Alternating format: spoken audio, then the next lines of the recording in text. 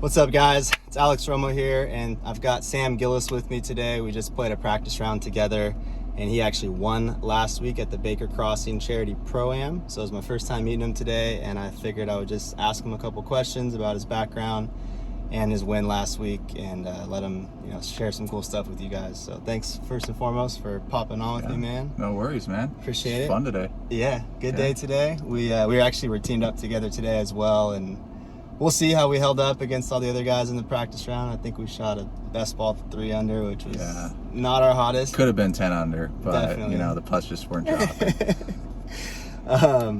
So I guess first and foremost, I was just gonna let you share some of your background. I heard some of it on the course today, but probably pretty interesting for those who don't know some of the places you've been with golf in college and beyond, and what's kind of like led you to this point in your career playing the Dakotas this summer. So I played for 4 years over at UC Riverside. Had quite a few teammates that, just like me, went pro after I finished college. I played just a little bit after I graduated in the States and a little bit in Canada, but ended up committing to going to Asia for a couple years. And I tell people I'd still be over there if COVID didn't happen, but because of COVID, I came home and played on the Dakotas tour and APT tour last season.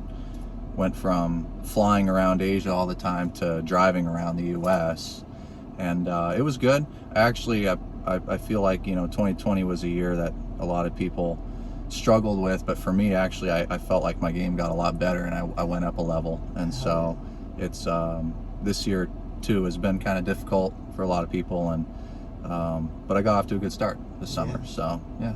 Hell yeah, man. What was the main difference between like competition in Asia and the APT tour versus Dakotas tour out here? You said fields were a lot bigger for sure, versus a little bit bigger. And yeah, Asia's really a good route to go. There's a lot of money out there. I don't know how it'll be when it restarts next year or whenever it'll be, but you'd be surprised just how many good players are out there. I wouldn't say the depths of the fields out there are as good as, say, maybe the Corn Ferry, the European Tour, but it's a great place to learn how to play golf, but also how to be a professional and learn to travel.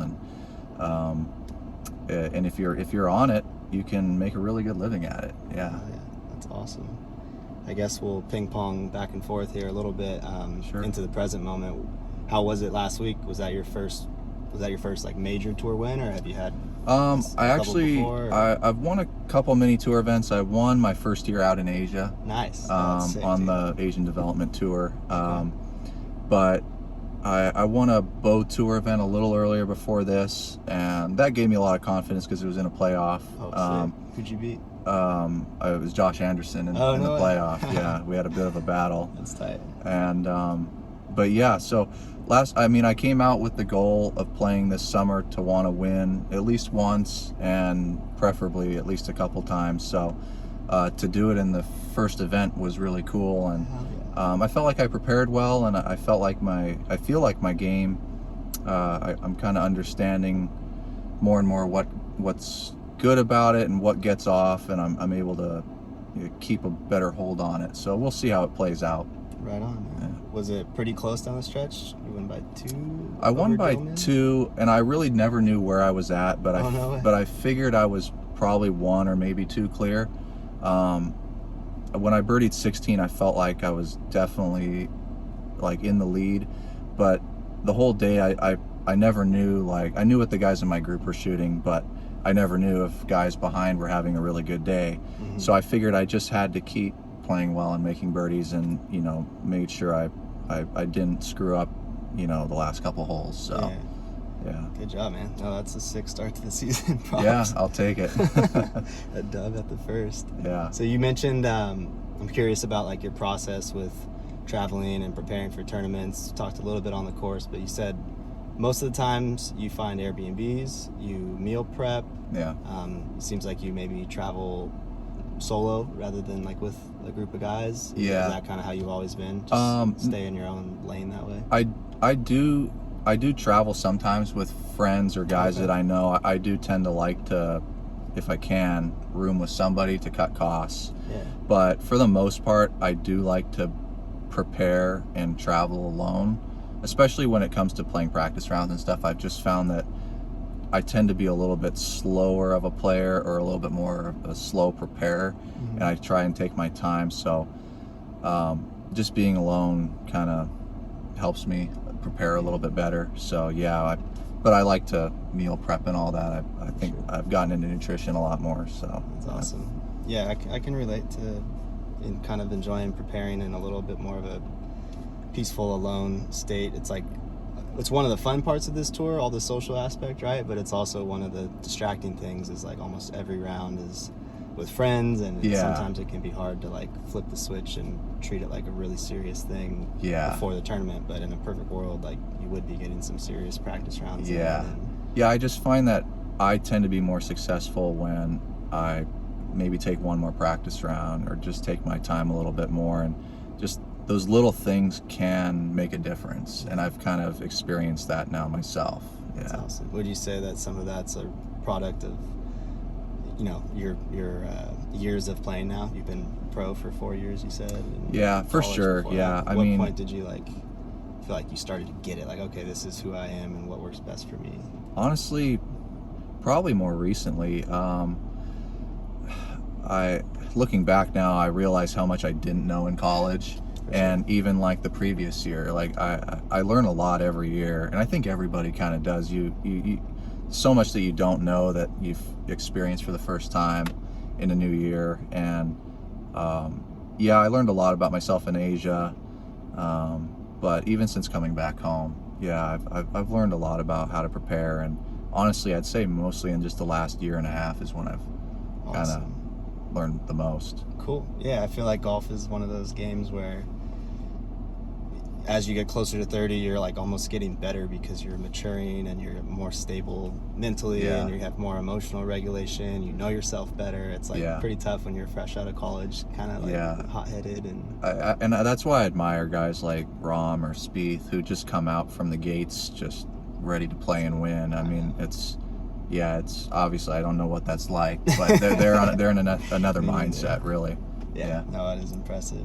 What are some of your goals for the summer, things that you're going to try to stick true to? How do you like to prepare for tournaments? You mentioned a couple practice rounds. Are you going to try to take like an off day every week, or make sure that the day before the tournament you're not practicing? Like, how do you try to balance how much work you put in versus a little recovery to make sure you're fresh? Like I took a day off yesterday, so after the final round, kind of needed that. Feel like I get more tired mentally than anything. But I feel like if I'm hitting the ball fairly well, and I feel like I know where the ball is going, then I'm not gonna practice too much. But if I feel like I need to hit some balls, I'm gonna put in some more time. I guess it just depends. Gotcha. It just really depends. But I'm kind of erring more on the side of a little bit more practice, a little bit more preparation. Love it. Yeah. Love it. Do you work with anyone on your swing or short game? I've been working with a guy named Tyler Miller for probably 8 or 9 years now in SoCal, and he's worked at a few different places, but now has his own teaching studio. Oh, cool. Yeah. Sick. Would you say that you approach tournaments with feels and swing thoughts, or do you just completely compartmentalize, like working on your swing, working on technique, and then when tournaments start, you just flip the switch and go into seeing shots and feels? I can honestly say I always have some kind of a swing thought when I'm playing. Okay. I've never been very good at just throwing it all out and going by feel, but I associate a lot of my shot making with different feels and swing thoughts. I mean, I play a lot by feel, but I do always have some kind of a swing thought. Gotcha. And that's just the way I operate. And so, I do work on technique, but I also do work on hitting shots. Gotcha. So there's a mix, That's relatable. I've also never been able to shut my mind off on the course. I've played my best golf with like a rap sheet of swing thoughts, which is I've always got at least a couple. So gotcha. What would be some goals for this summer and beyond? Are you gonna play Corn Ferry Q School if possible? It looks like it. Routes? I really wanted to play European Q School, but they canceled it. And Asia's probably not going to happen. So my plan for the summer was to play a few Corn Ferry Mondays. I played one. I'm committed to 2 others, so I'm really going to try and prepare my best for those because I didn't do Canadian Q School. Okay. And so, the way I see it, those 2 events are the only ticket at this point to something bigger and better. So, but I'll probably do Corn Ferry Q School, as that'll be the only thing that's available. Gotcha. But I'm taking this summer to try and just get better and try and win a few more tournaments. Yeah. Last year I didn't really win anything. I had opportunities, but I never really sealed anything. And this year I feel like I can actually seal a few more. So Hell yeah. So we'll see. I hope you do, bro. I hope you do. Yeah, thanks. Damn, I had something else in my mind that I completely just spaced on. What, I guess not the most important question, but with your nutrition and stuff, you feel like that makes any difference at all, that you're meal prepping and you're eating like clean whole food as opposed to hot dogs at the turn and stuff? Yeah, I don't notice it. I wouldn't say I notice this huge difference in I feel way more amazing, but just from the research I've done on nutrition, especially in the long term, it makes a huge difference. And kind of just studying like the standard American diet and all the deficiencies it has, and realizing, oh, I'm probably deficient in some things I had no idea about. But you don't really, you're young and your body's adaptive. But sure. As you get older, those things become apparent. And so I just want to, I think for the long term, try and stay in good health and eat right. I've done a lot of like research on what like our ancestors used to eat and stuff like that, and it's pretty interesting. Like mainly cutting out processed foods, like the nasty processed foods that have you don't really know what's in them. Totally. Whole foods, natural whole foods, that those you can't go wrong. It's pretty simple. Absolutely. Couldn't agree more. I've had the same benefit in my life and game from that as well. Yeah. One thing that I think is interesting always to find out is how guys got to the point of being able to continue playing after college.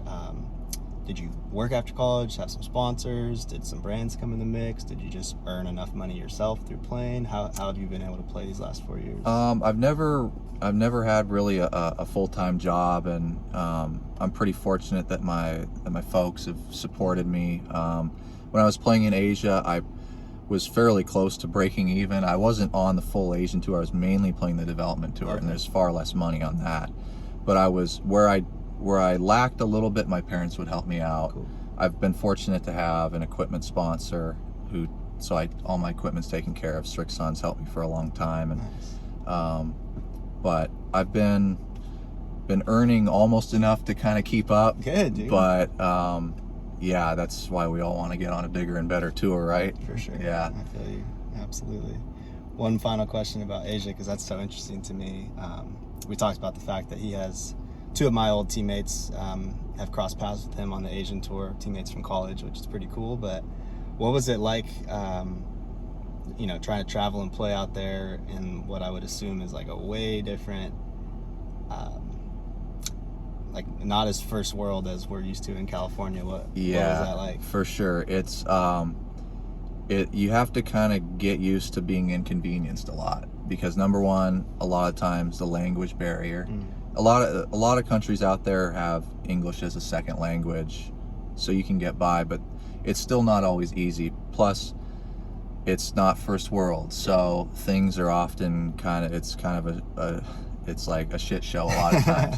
And sometimes every week you're crossing a new border and you got to exchange to a new currency. You've got passport stuff, visa stuff that you got to do, and then getting to and from the course, and something always doesn't work out. Yeah. And you just kind of some guys would just get so pissed off about it, and eventually it builds up and you just hate fucking being out there. Yeah, for sure. A lot of guys were like that in China, who played China. They hated China because it was like terrible food. You couldn't communicate. And I never played in China, but you kind of just have to roll with it. And I went out there with the plan of, I'm gonna stick out here for as long as I have to get to where I want. So you just kind of had to roll with it if you were gonna survive out there. Yeah. Got you. That's awesome. Yeah, that's the way to do it. I had some similar experiences in Argentina. We had like, I'm sure, yeah. I'm sure Yeah. South America is very similar. It was gnarly, Yeah. man. Everything that could have gone wrong did go wrong, which Yeah. was a great learning experience. That's Yeah. in large part probably why those places are maybe, you look at the scores online and you're like, oh, that was like a lower cut or like an easier Q school to get through, but you fail to recognize how many other factors are probably a part of that. Yeah. But it's why I think a lot of guys don't want to go out there. Yeah. It's just because it's away from home and it's so foreign. Yeah. It's, True. Yeah. Well, definitely one of the cool parts of golf, though, that there's like a zillion different routes that could potentially all lead you, if not to the PGA, maybe to Europe or somewhere else. Yeah. That's very credible and could be a living. So that part's cool. Yeah, it's such a small world too, because you meet people out in these countries that know people that you know, and it's like everybody knows somebody. Very true. Yeah. Very true. Well, dude, very cool guy, super mellow, cool energy. Enjoyed playing Cool, with you man. today. Yeah, enjoyed it. Thank you so much for the time. Yeah, Good luck this summer, thanks man. for having me. You too. Appreciate Yeah. it. All right, cheers. Cool. Thanks, bro. Yeah, no worries.